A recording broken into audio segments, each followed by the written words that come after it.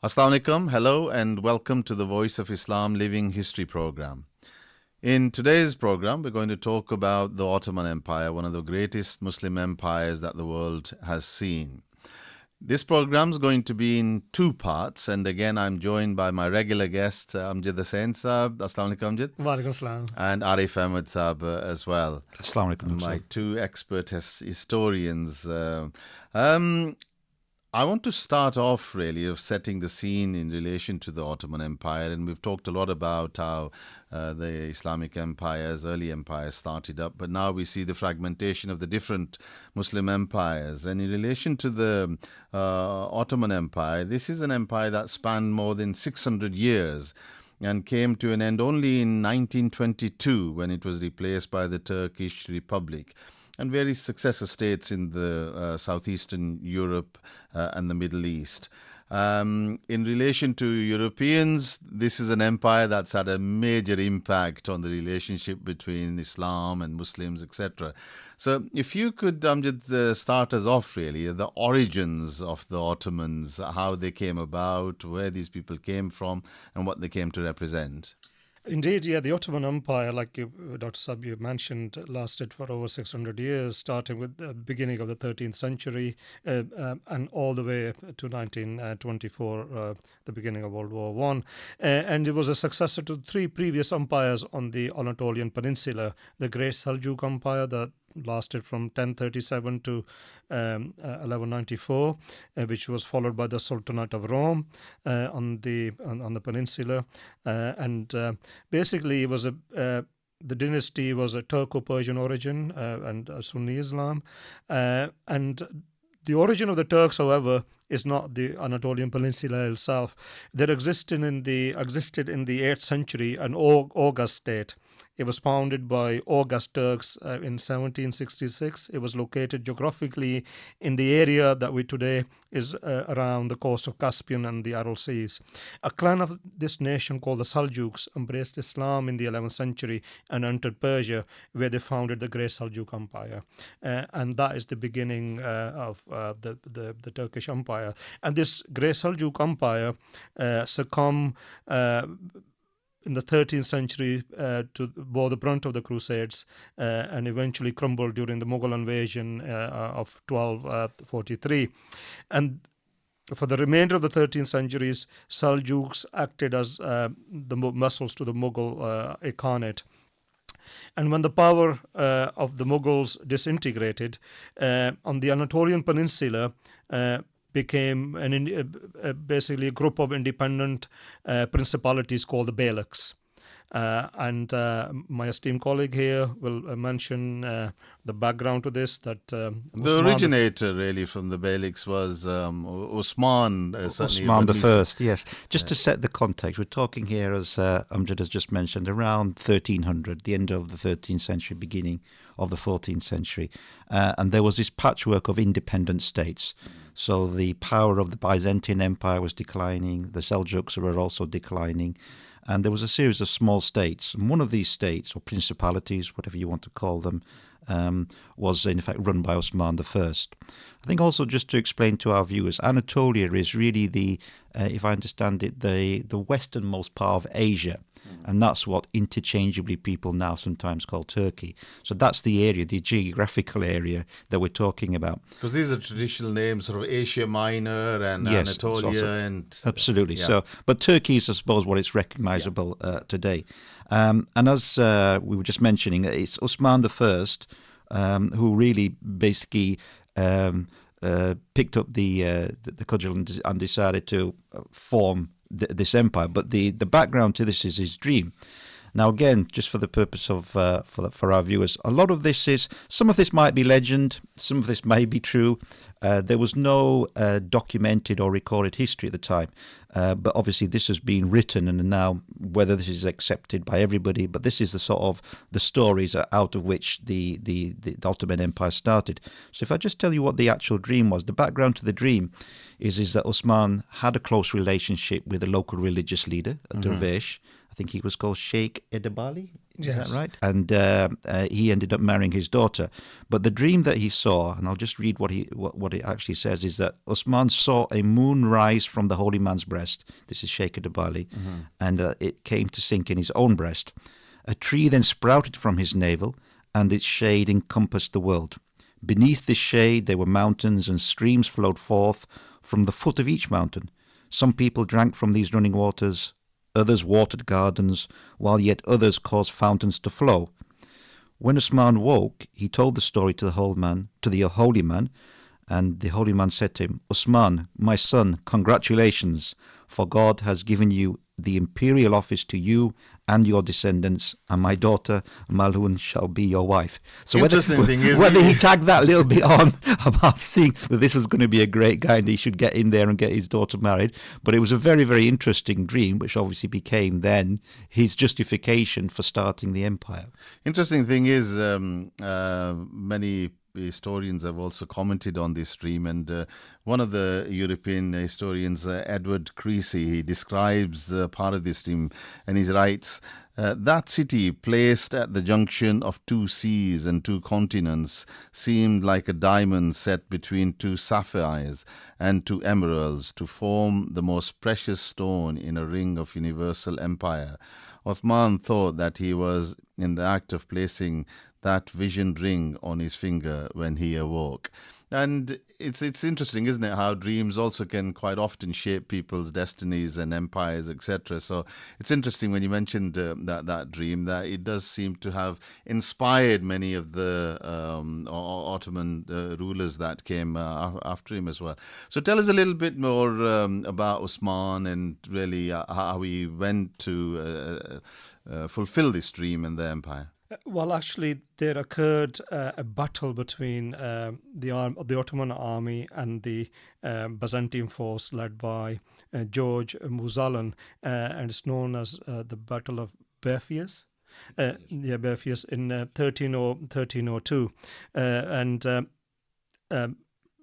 Basically, the battle ended in crucial Ottoman victory, cementing the Ottoman state and heralding the final capture of Bithynia by the Turks. Bithynia is one of the major cities after Constantinople in the Byzantium Empire. And of course, together with the dream, we know it's a bit of a legend, and but it was widely circulated, and so the dream was kind of fulfilled with the beginning of the Ottoman victory, and that cemented the Ottoman and Osman I into kind of a legend, as it were. And Osman's first real conquest followed following the collapse of the Seljuk authority, and he went on to take over the other minor principalities on the Anatolian peninsula, and upon his death, he had really cemented himself as a great chief, as it were, or the great one of the great beys, and he also became known as Ghazi, and became the stuff of legend. A crucial part of his campaign was the capture of the city of Bursa, wasn't it? Because that seemed to mark an important point in consolidation of his hold on power. Yes, the last major campaign was against the city of Bursa, and although Osman did not physically participate in the battle itself, the victory at Bursa proved to be extremely vital for the Ottomans, as the city served as the staging ground against the Byzantium in Constantinople, and the newly adorned capital for Osman's son Orhan. There is also very important state of sword that has been used all the way up to 1924 as a piece of during the coronation ceremony of the Ottoman Sultan. And the practice started when Osman was gifted with the sword of Islam by his father-in-law, Sheikh Ibad Ali, as my colleague mentioned. And the grinding of the sword of Osman was a vital ceremony which took place within 2 weeks of the Sultan's accession to the throne. It was held at the tomb complex of Hazrat Ayyub Ansari on the Golden Horn waterway of the capital, Constantinople.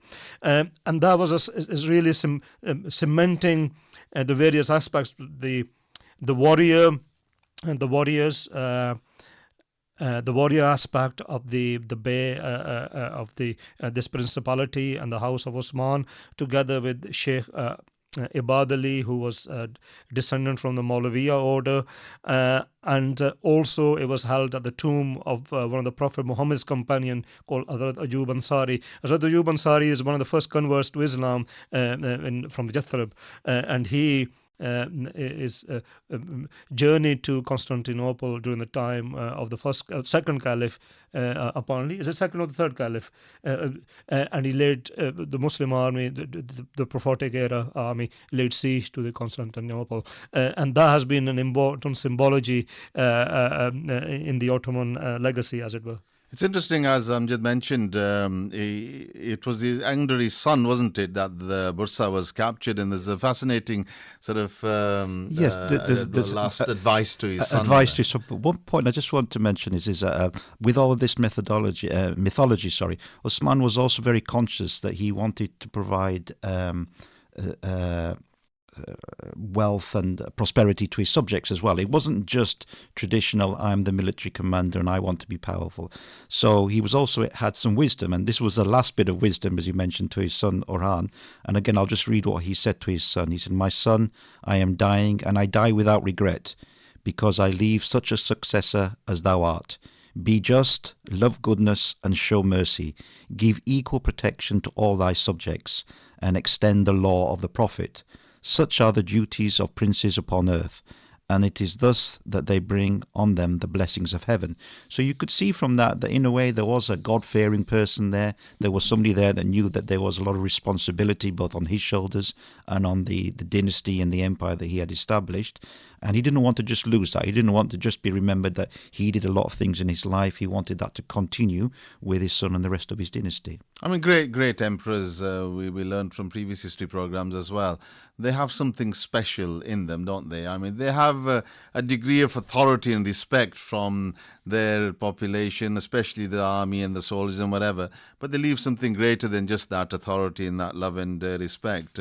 So if we move on to really the power going to his son, Orhan, he was born in 1281. Do you want to talk us through a little bit, Amjad, of his early years and then what his major contribution was? Well, in the early stages, obviously Sultan Osman Ghazi died in the year 1324, and he was succeeded. He was actually buried in Bursa as well. He was buried in Bursa. Bursa became the new capital of the principality and the Beylik, Osmania Beylik, Osmania Principality. And Orhan, as he's known, in the early stages of his reign, he was predominantly occupied and consolidating his power on the Anatolian Peninsula. The majority of these areas were under the Byzantium rule at that time, and he won his first battle against the Byzantium Emperor Andronicus III. I was going to say that there was a lot of civil wars also between the Byzantines, which obviously helped him because the Byzantines were fighting in each other. So those civil wars indirectly benefited him because as he was trying to consolidate power within the Ottoman rule. And I think that helped him, although whether he was planning this or whether he was just taking advantage from this. Absolutely. I think in one of the Prince Regents, he married his daughter Theodora to Orhan, and he employed the Ottoman warriors against the rival forces of the Empress. And of course, that certainly helped him. Just in relation to his sort of early taking charge, really. It was his father who had dictated that he should become the successor. But there's a very interesting story behind his brother Aladdin. Yes, Aladdin he was older than him, wasn't he? But Arif, do you want to? Because a lot of siblings, a lot of rivalries. They tend to kill each other. When they want to take power or fight each other. But maybe before Arif Arif alludes to what he said, the advice the old man gave, and what he said. I just want to say that with Aladdin, that he proposed, Orhan proposed to Aladdin that they should share the empire, the emerging empire together. But I think Aladdin refused on the grounds that their father had designated Orhan as the sole successor, and that the empire should not be divided. So he only accepted as his share to be one or a couple of villages, small villages near Bursa. Yeah. And I think what Orhan said to him when he said, "Since my brother, thou wilt not take the flocks and the herds that I offer thee, be thou the shepherd of my people, be my vizier," which is, I suppose, the Arabic meaning of this is bearer of a burden. And he accepted the brother's burden of power. So in effect, he swallowed his pride. I suppose that's the best way of maybe describing it. I must admit, I found it quite moving, really. And yet, Aladdin played a major part in organising the whole army and everything. But the interaction between absolutely, because one became the Sultan and the other became the Vizier or the Prime Minister or the the civil society. So he basically managed the civil society. And I suppose there's a lesson there of how brothers can work. You know, they had different duties, but he did obviously support him throughout his life. The standing army, though, he organised. Tell us a little bit more, because they became crucial in the campaigns then later on. Absolutely. One of the major claims, the famous corps of the Janissars, which has become stuff of legend. Obviously, anybody can check this up on the internet. The Janissar was an infamous corps of elite soldiers, and obviously this dates back to the time of Orhan and Aladdin, right? Back in the early 14th century. And the Janissars were basically children who were groomed from the conquered people, like Christians and orphans and actually they were given proper schooling and they were well looked after. So out of this crowd, basically. Of the conquered people and the orphan children's, they became volunteers and joined the Ottoman ranks. And Orhan selected 1,000 of these finest boys from these recruits, and he will well train them in all sorts of battlefield tactics, and he would make them into professional soldiers. Many of the Janissars actually subsequently rose all the way to the ranks of pashas. Pashas was a military commander, and also to the rank of state offices like the viziers. Viziers so they had a number of ministries, and I think there's a few of them that rose all the way to become the grand viziers or the chief minister or the prime ministers of their time. At this stage, obviously, Constantinople was still under Byzantine rule, but the second largest city, Nicaea, also came under Ottoman rule during Orhan's time. I think there was a 3-year siege, so obviously it was a very fierce and long battle. But I think in 1331, this came under Ottoman rule. And what you see here is different cities, different places, sometimes very hard military campaigns, sometimes though through other tactics by maybe peace deals or treaties, slowly but surely more and more territories coming under the rule of Orhan. And I think it was Amjad, his eldest son also who played a part in the siege and conquering of Nicaea as well. So you could see the younger members of the Ottoman clan playing a major part in the advancement. Orhan gave the command to one of his eldest son called Suleiman Pasha, who had directed the operation of the siege. And in 1338, by capturing Skandar, most of the northwest Anatolia was in the Ottoman hands. The Byzantians still controlled the coastal strip all the way to the Black Sea and to the city of... is that right? I don't know how it's pronounced. Amasara, yes. Yeah. But they were so scattered and isolated that they posed no significant threat to the Ottomans.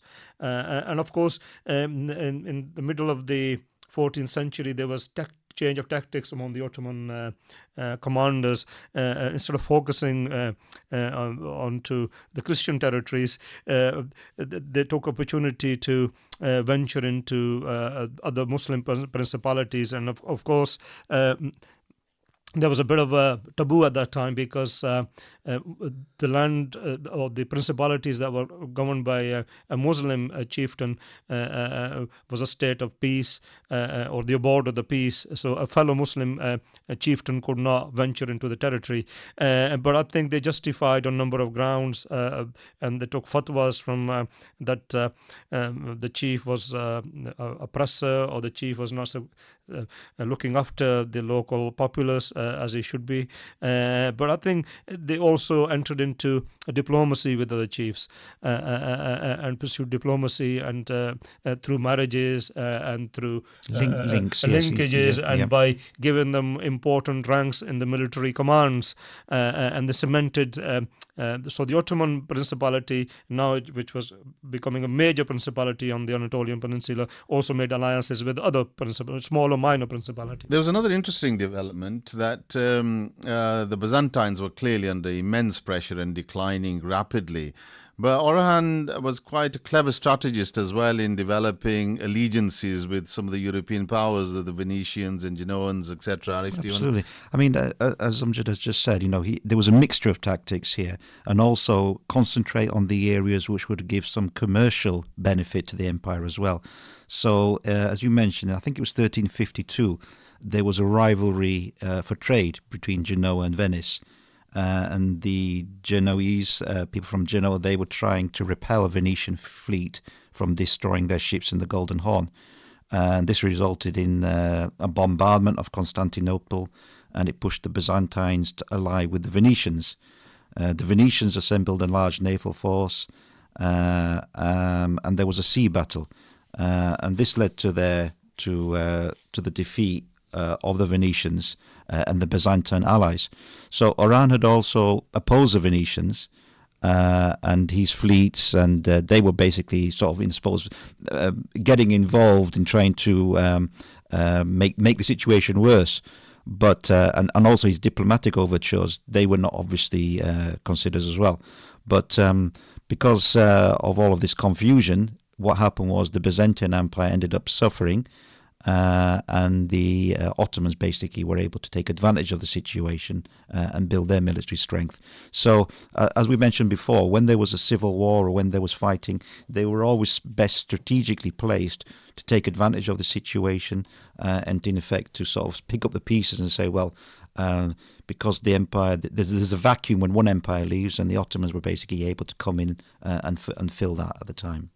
Orhan was clearly one of the longest living sultans in the Ottoman Empire, who had achieved a great deal, and he had several sons who were quite distinguished. But the reign of power he decided to pass on to his second son, Murad the first. Amjad, do you want to like we mentioned, his eldest son Suleiman Pasha died from falling from a horse. So basically he was the heir apparent and the prince regent, and then obviously the title passed on to his second son Murad, who subsequently became known as Murad the First. He's also known by his title Khudawangar, which means devotee of the god, but also meaning that he was a sovereign. So just to say, Orhan died at the age of 80, wasn't it, in 1362? One of the oldest, one of the longest serving caliphates, yes. About 36 years, yeah. So just tell us a little bit about Murad, because again, he was one of the great Ottoman sultans, a great expansion of the empire under him as well.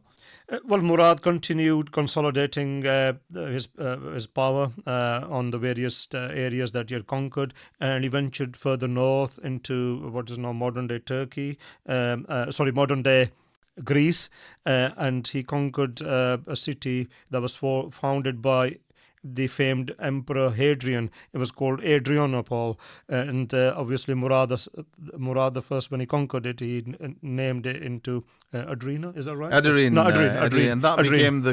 became the capital of the Ottomans. That's subsequently the new capital. Yeah. The new capital shifted from Bursa to Adrian. Yeah, that was in 1363. 1363. Yeah.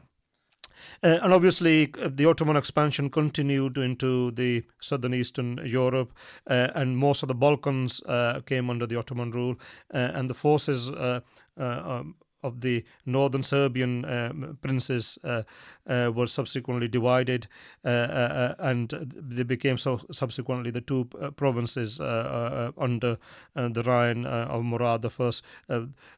The Anatolian Asian Minor, and the Balkan was called Rumelia after the Arabic version for Rome. Tell us, the Battle of Kosovo also is quite a prominent feature during his reign, and even to this day, the interaction in relation to Kosovo and the Turks and the Serbians, and so tell us a little bit. Well, I think most of our listeners will have heard of the word Kosovo. Yeah. It's obviously a modern day place, but the background to this battle was that. In 1389, Murad's army, they defeated the Serbian army at the Battle of Kosovo. And there is a little bit of confusion about it, but obviously eventually Murad was assassinated in the battle. I think the opposing prince was Prince Lazar, and the speculations about how he died, but again, not very, very clear, but one of the accounts is that he was assassinated. Murad was assassinated by Serbian noblemen and killed by knife. But obviously the end of the battle was that he was definitely killed, and he was assassinated in the evening. And I think his older son Behzad, he was the one that in effect took over. Bayezid, took over the Ottoman forces at that time. So it's a milestone because obviously it was a battle which resulted in his death and then the succession onto his eldest son. Well, this is probably a good point to have a break, and in the second part of the program we're going to continue the Ottoman Empire's expansion into Europe as well. So welcome back to the second part. We were talking about Murad I, who sadly lost his life during one of his campaigns. And there were a number of successors after him. Do you want to just talk about a few of them? Murad I, upon his death, was succeeded by his son called Bayezid I, known as the Thunderbolt. And he consolidated most of his father's empire, and he was succeeded by Mehmed I, and then Murad II. And Murad II is an interesting person, isn't he? Because he abdicated at a stage to his son Arif. Yes, it's quite an interesting one. When Mehmed II, who took over his son, was really one of the greatest Ottoman rulers. But just take us through this transition period. Yes. So Mehmed the Conqueror, Mehmed II, also known as Mehmed the Conqueror, also known as the Lord of the Two Lands and the Two Seas. As we'll come on to talk about, you can see he was a very great emperor. But he was a son of Murad II. He was born in 1432. And I think maybe his father went through a little bit of a midlife crisis because he, in effect, abdicated when his son was only about 12 years old. So his father is Murad II. Mehmed II was born in 1432. But in 1444, after Murad II had made peace with the Karamanlids in 1444, he abdicated and basically passed on the throne to Mehmed II, who was only 12 years old at that time. So you can just imagine what experience. Although he did actually have a little bit of experience, very, very hard for him to take over the Sultan at such a young age. He was Sultan it was a short while, wasn't it? Because there was a teacher who basically provided most of his insights, and Shamsuddin. It's when Mehmed was 11 years old, he became governor of Amasya, and he was also given in the care of the teacher Shamsuddin. Shamsuddin was well versed in various sciences, theological as well as secular matters, and the young prince, he took the young prince under his fold and tutored him, coached him, and counseled him, and also influenced him in the practice of Islamic Which wasn't to the epistemology. liking of the Grand Vizier at the time, who clearly instigated a change back and asked Murad II to come back. So in 1446, he basically, in effect, forced Murad II to come back, and he was again emperor for, I believe, about 5 years. And it was in February 1451 where you can say that Mehmed II started his real reign, and that carried on for about another 30 years. And that was probably one of the most amazing reigns for any Muslim ruler, and certainly a great Ottoman Sultan.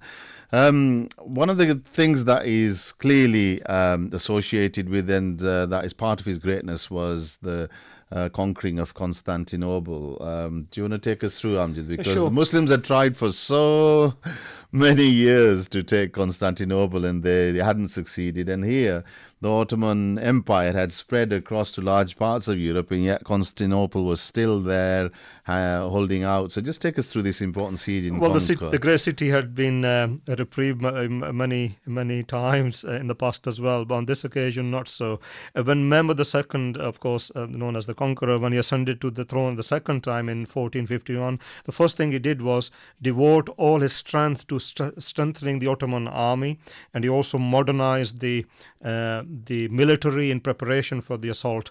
But it was not known. People just thought it was administrative changes, so he kept that very quiet. He famously says that when I make a move, I pluck one of my hairs from my beard, and that's the time I make my move. And it's only then, when I know it to myself, then I'm acting upon something. So basically, the spies who were at large acting on behalf of the great city, Constantinople, they were unaware, because this was very, very shrewd move. People could not detect what the Sultan was up to. So the first thing he did was, of course, before conquering the city, he strengthened his fortifications along the Bosporus, which had been previously built by his great-grandfather Bayezid I. And at that time, the city too was reprieved, because Bayezid ended up fighting with the Temur Ilang, the famous and the Mughal general, and so the city. He was distracted, basically. But not so on this time. So basically, Mehmed II, utilizing the fortifications along the Bosporus, he strengthened them again. He garrisoned them with fresh troops, as it were. The troop numbers was something like 80,000 to 200,000 troops, which is quite a substantial build-up with all the additional navy pieces and artillery pieces. I think there was about 320 vessels at one stage. Absolutely. And having completed his fortresses, Mehmed proceeded to levy tax on the ships that passed within the cannon range. Allegedly, there was one of the ships that passed nearby. It was probably one of the Venetian vessels, and did not heed the warning, and I think it was destroyed by a single cannon fire, and the captives, all the sailors who were held captive, they were just basically killed, and the captain was crucified and turned into a scarecrow. So subsequently a human to send to this message to the whoever was using Bosporus, that now it was Ottoman lake, basically. But the city, the great city Constantinople, still held out. I think there was about a 57-day siege eventually, and I think the warships, they had to be transported over land. That was the only way that they could really. For the listeners that don't know, I think Constantinople, or Istanbul as it's modern day known, there's a lot of natural defences from water, and that obviously prevented. So it was a navy that had to be strengthened. But I think it was these lighter warships that basically won the battle. What happened was the harbour to the city had a chain around it, and that chain could not be severed. So no major ship can cross into the harbour or within with the gunshot of the wall of the Great Wall of the cities. And what Mehmed the Conqueror did was he took his ships over land to bypass the harbour that was protected, basically. So the city overnight, knowing that they're besieged, but knowing full well that they cannot be ransacked. They just slept very peacefully that night, only to discover to their demise in the morning that the ships already were in the harbour, and they were just completely amazed how that had happened, because the chain was still there, and the guards reported that the chain was in place, but the ships weren't. They just came. It's an amazing strategy, really. Great military tactics, which obviously set the scene for his further conquests. And as a conqueror, he took the Roman Caesar title as well, as I understand it. I mean, most military commanders like to take titles, but I suppose the validity here is that Constantinople had been the seat and the capital of the Roman Empire for almost 2,000 years prior to this. And so he justifiably or rightfully said, well, if this was the head of the Roman Empire, then I'm the new Caesar as well. And that was just another claim or another achievement that he laid claim to with the capture of Constantinople. In due course, of course, the name of Constantinople got changed to Istanbul. I don't know if we, Amjad, if you've got that period when there was that during the Mehmed the Second's reign, or was it changed later on, the name to Istanbul? The Constantinople is the obviously the Latin Greco-Latin Hellenic name for the city, and Istanbul is the Turkish Persianized word for the same city as it word Istanbul. So you can say it was changed subsequently. I think Mehmed's successors. I think it was changed during Sultan the Magnificent, and so basically the Ottoman standard used to be the green flag.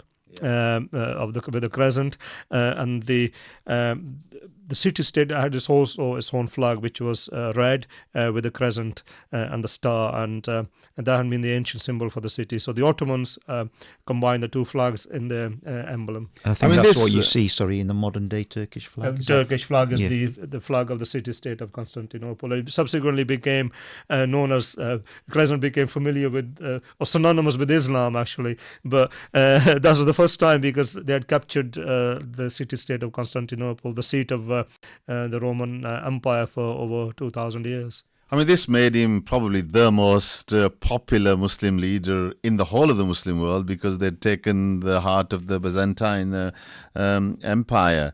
Although at that stage, the caliphate was still under the hands of the Arabs and the Mamluks in Egypt, wasn't it? And later on, obviously, the Amirs or Sultans took over the caliphate title. I suppose this gave them validity to be a rival caliphate, a rival power. Obviously, the military power that they had, the land that they now control, so they could now justifiably say that they were a proper rival to the other Islamic caliphates. Who were at the same well, the time. caliphate existed because the last Abbasi caliph was basically a tokenistic figurehead of the caliphate, and at that time, in the 15th century, at the time of the 15th century, in addition to the Turkish Empire, there existed two major other empires: the Mamluks in Egypt, who subsequently lost power to the Ayyubis, led by Saladin Ayyubi, to the basically to the Kurds, and but in Baghdad there existed a tokenistic Abbasi caliph, but also the this was when the empire was decimated during the Mughal rule. We're going to come back to that later. But turning to Mehmed the Conqueror's achievements, he was on a roll, and he was marching into Europe, and so after Constantinople, they were already in large part of the Balkans, but the conquest of Serbia was during his reign, and that happened 1454, wasn't it? So obviously, once you get the taste for power and the taste of conquest, he was immediately looking for the next conquest. And I think his first campaign after the conquest of Constantinople was looking towards Serbia, and trying to conquest that. Now, it's quite interesting that, the initial leaning towards that is that one of his father's wives, she was actually Serbian, and maybe he thought that was some sort of justification to claim some of the Serbian islands. So we talked about in the past that marriage with different cultures helps cement relations, but it also sometimes opens the door up to sort of taking over those lands. So this was the initial sort of justification for trying to get into Serbia. He did try and make some diplomatic overtures, but when Serbia refused these demands, i.e. to basically cede land, then the Ottoman Empire, they set out from Erdrin, which was their historical capital, towards Serbia in 1454. I think there was a city called Smederevo, which was besieged, and mining and smelting center. I think this was captured. Then they sort of tried to the Ottoman Empire tried to go towards Belgrade. Initially, I think there was in the siege of Belgrade, they failed. But they had more or less advanced up to Belgrade. And Belgrade was holding out. Time. That's right. Belgrade was holding out. But I think when the leader of Belgrade, Brankovic, when he died, basically within a couple of years, the Ottoman Empire formally annexed those lands. And then, of course, Amjad, there was also the conquest of Bosnia.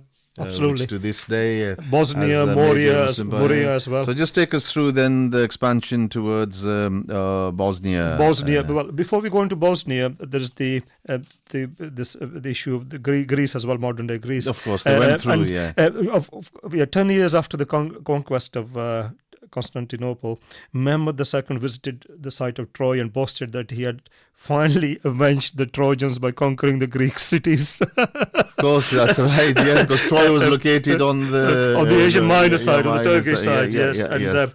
At that time, the province of Moria. We're looking. The date is for our listeners is 1458 to 1460. Mm-hmm. The Ottomans had already invaded the region during Murad II's time, destroying the Byzantine fortresses there. But before the final siege of Constantinople, Mehmed ordered Ottoman troops to attack Moria, and the despot there, who was already a vassal, of kind of minor vassal of the Ottomans. He would not succumb to reasonable arrangements. So it was decided that it was time to get rid of him, as it were. And I think he also provoked the Ottomans to a degree, and that led eventually, because they are now dealt with all of the rivals that they had on the Anatolian Peninsula, and most of the European enemies were also subdued, so he could devote time to the southern eastern Balkans, as it were. And he also expanded, along the Black Sea coast, and that was consolidated part of the Crimean Peninsula and Ukraine, which we'll subsequently come to. So basically, when Mehmed entered Bosnia Herzegovina, as we, of course, we know that the massacres took part there. But Bosnia, there existed already a church known as the Bogomils. And the Bogomils regarded Jesus Christ not as a son kind of figure in the Catholic point of view, but rather some kind of a prophet, as it were, according to Islamic thing, more along the.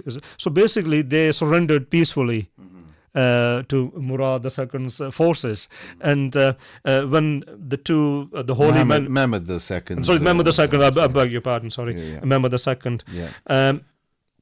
So they surrendered kind of peacefully. Of course, they were initially besieged, but they came to some religious arrangements, and even Mehmed II he issued a farman or a royal decree, and that the Catholic monks be spared the further agony and anguish, and he granted them full religious freedoms and protections. However, further to the north, there lay obviously Lazar. He was a despot of Serbia, and among the Serbs, a civil kind of war broke out, and the Ottomans took advantage of that civil war, and they marched further on into to Serbia, and thus the prince there, he was subdued and he became subsequently a vassal of the Ottomans. So basically, large parts of Serbia, up to Montenegro. Belgrade and Bosnia, they came under control.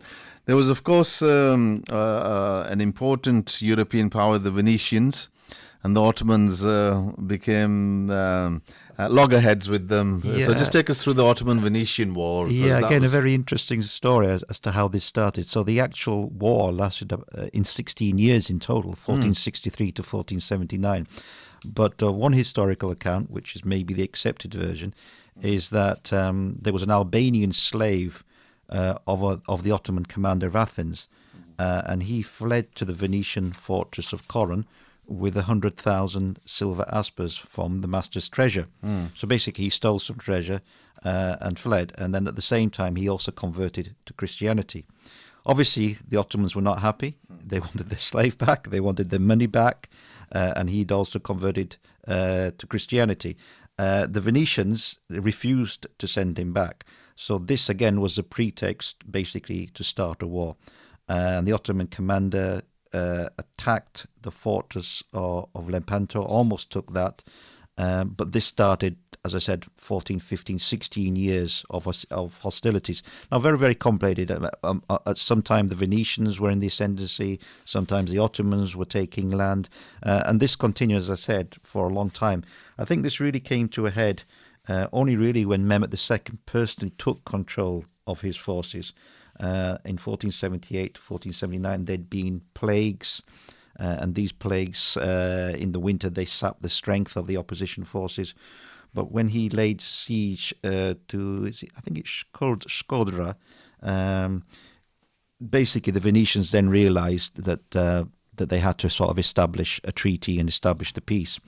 And as a result of that siege, the Venetians, they ceded Shkodra to the Ottoman Empire, and there was the Treaty of Constantinople, which finished the war. Of course, they had to pay some money and some reparations, and their position was then weakened, and the Ottomans had obviously gained some more territory and gained some more power and some more influence. Of course, there were skirmishes for the Ottomans on all their different fronts, including those in the east, but the effort largely remained on the western front towards Europe. And then Moldavia also came under Ottoman control, didn't it? 1475? 1456, actually. It was there was a prince there, Peter Aron III, and he agreed to pay a significant annual tribute of approximately 2,000 gold ducats to ensure the safety of his southern borders, and thus becoming the first Moldovan ruler to accept the Turkish overlordship.